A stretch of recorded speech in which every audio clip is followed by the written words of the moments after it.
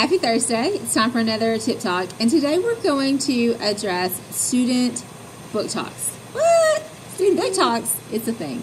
So we're in the middle of our spring break reading challenge right now. Mm-hmm. We're super excited about how many people have picked up bingo flyers because it's so fun to see you guys actually do something that we present. So thank you.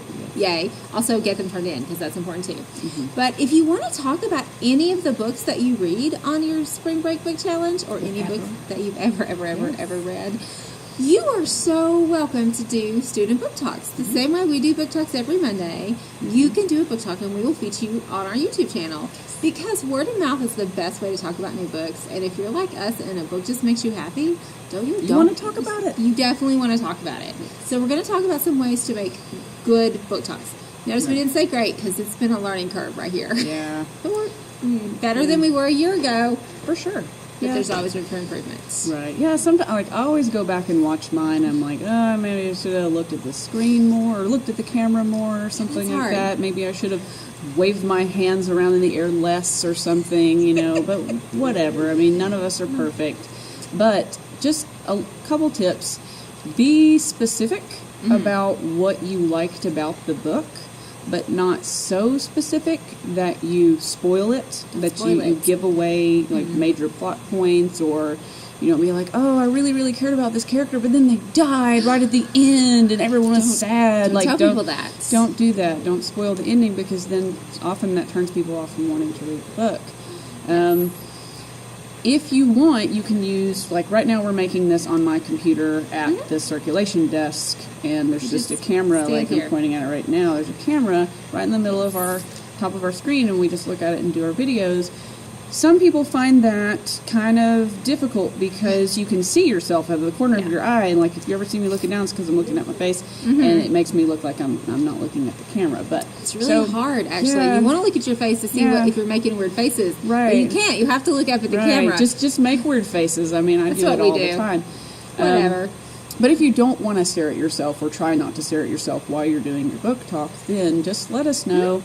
And I can take video of you with my phone, and then I can just plug it up to the computer and zip it on there. We don't edit the videos because we just don't have time for that. One take wonders, people. Or the will to put in the effort to do it. So it's got to be easier. We just can't necessarily follow through on it because we just don't have time or, like I said, will. Yes. Energy, inclination, any one of those things. Like, we want spring break to happen to people. Yeah, we just want it to get done. But we do want to hear about what you have to say about books that you enjoy. Or if you have a book that you just want to rant about and just really ticked you off, we enjoy hearing that as well. But like I said, you can either do it here in front of this camera, or you can have us record you so you don't have to look at yourself while you do it. You can pretend that you're just talking to a person. You're just telling me about your book. You don't have to get all in your head about the fact that other people are going to see it.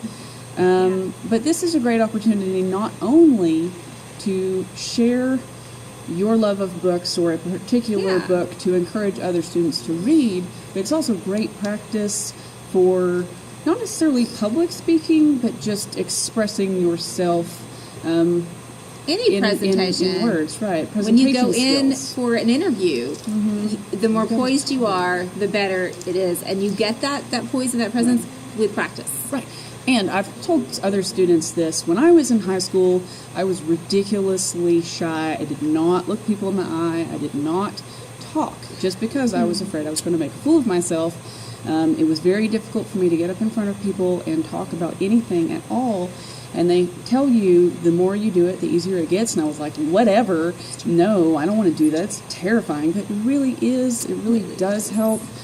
So if you're super shy, this could be a way to help you kind of break out of that. It's less threatening, in my opinion, to talk to a camera than it is to talk to a room full of people. So you can think of it that way as well. So there's all kinds of different things that this will be helpful for. Plus, we would like to maybe put some people on our Facebook, our YouTube that aren't us. Yeah. Wouldn't that be refreshing? Yeah, kids read books too, and we want you to see that. Yes. So please come in. Please do. And you can have the book with you or not. Like a lot of times, we'll just have it pulled up on our phone and show you a picture of the book. So if you want a bonus entry into the drawing, do a book talk. Yes. So Yeah, just come and see us if you want to do that, and we will put you on the air. Yes, just like that, because that's how talented we are. Yeah. Thanks, guys. Have a good Thursday. Yes. See you on Monday with some more book talks.